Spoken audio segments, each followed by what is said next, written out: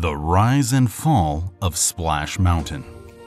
If you are a Disney fan, you've most likely heard of the Splash Mountain attraction, which in turn means you are aware of the wonders of the log flume.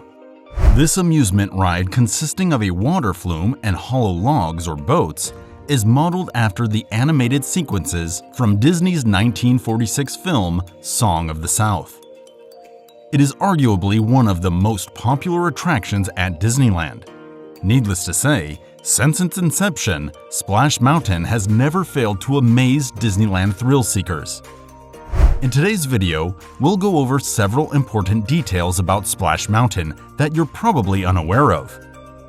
You should expect some shocking revelations in this video, so if I were you, I would stick around until the end.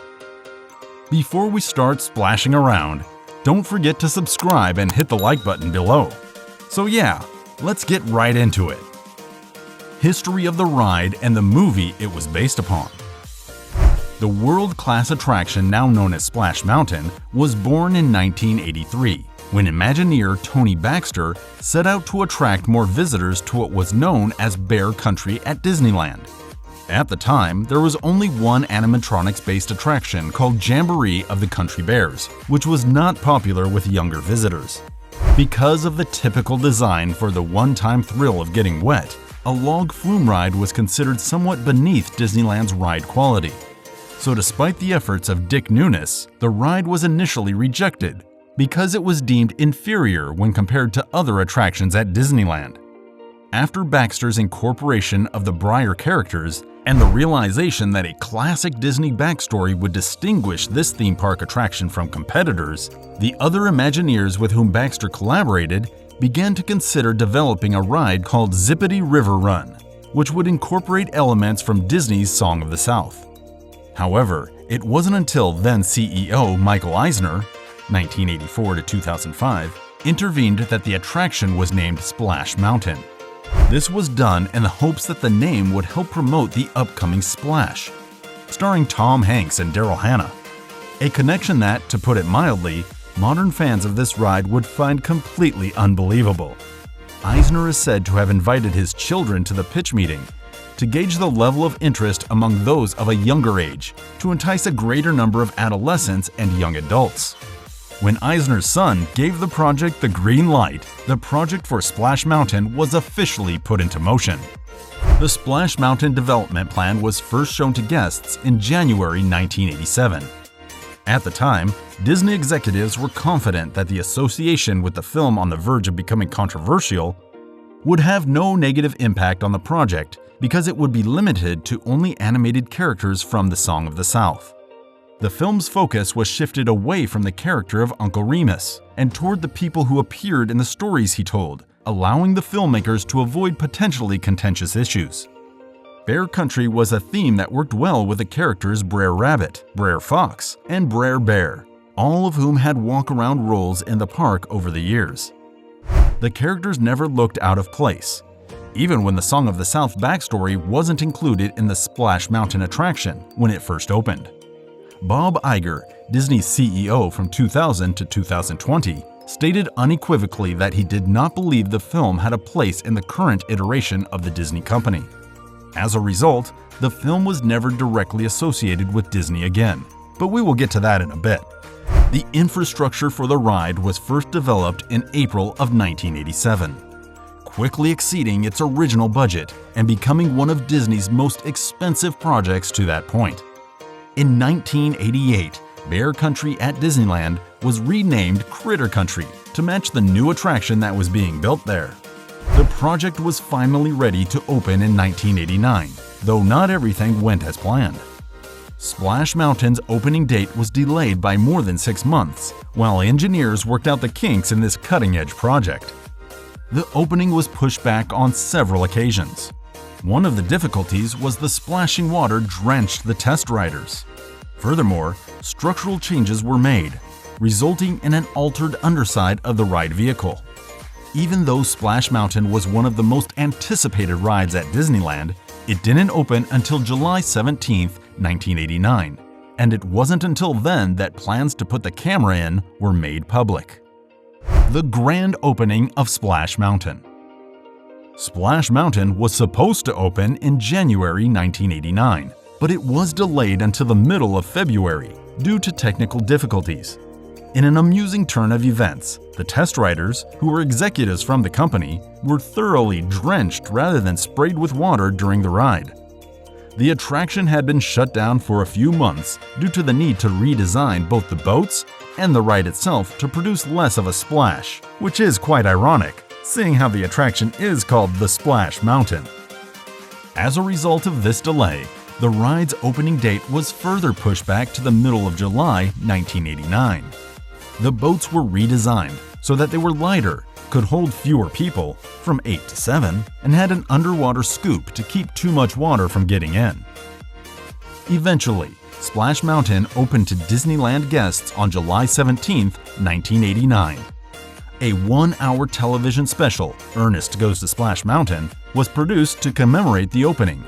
Jim Varney, the title character's actor and comedian, returned in the special to reprise his role. In order to take things a step further and boost the popularity of the ride, the blueprints for a camera that would photograph riders as they descended the roller coaster's final drop was made public in November 1990. The popularity of the ride to guest visitors. Since its inception, Splash Mountain has consistently ranked among the most popular rides at Disneyland parks worldwide. This knowledge makes it hard to believe that guests couldn't ride Splash Mountain on the first day the Disney theme parks opened, given how important the attraction has become to the Disneyland theme park experience. The ride's first iteration did not debut at Disneyland in Anaheim until 1989, and the version found in the Magic Kingdom did not debut until 1992 at Disney World. According to the many Disneyland guests who constantly troop to this attraction, Splash Mountain transforms the traditional log flume ride into an experience that embodies what it means to put the Disney touch on an attraction. As a result of this transformation, many visitors rank it as their favorite ride, thereby adding to the attraction's widespread popularity. Splash Mountain's most appealing feature is that it is mostly the first adult ride that children of all ages feel completely comfortable experiencing. Nicknamed the coming-of-age ride by Disneyland's core enthusiasts, Splash Mountain, which combines elements of both slower and more exciting rides, is the ideal transitional ride for children who are hesitant to move on to more thrilling rides and attractions found in theme parks. Controversies surrounding it.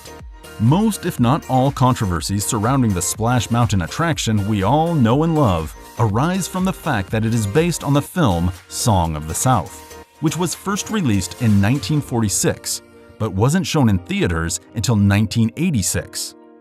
In the years following its release, the Songs of the South film has been widely banned for its overly idealized depictions of post-Civil War race relations in the South. In the United States, it has never been available for purchase on home video.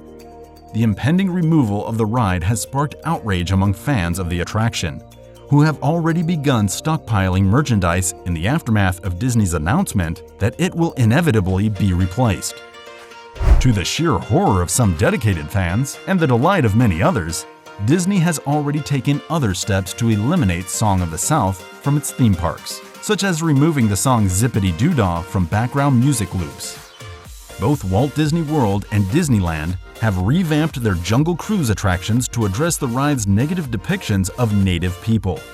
The replacement of Splash Mountain is part of a larger effort at Disney theme parks to eliminate things that might be offensive to some people.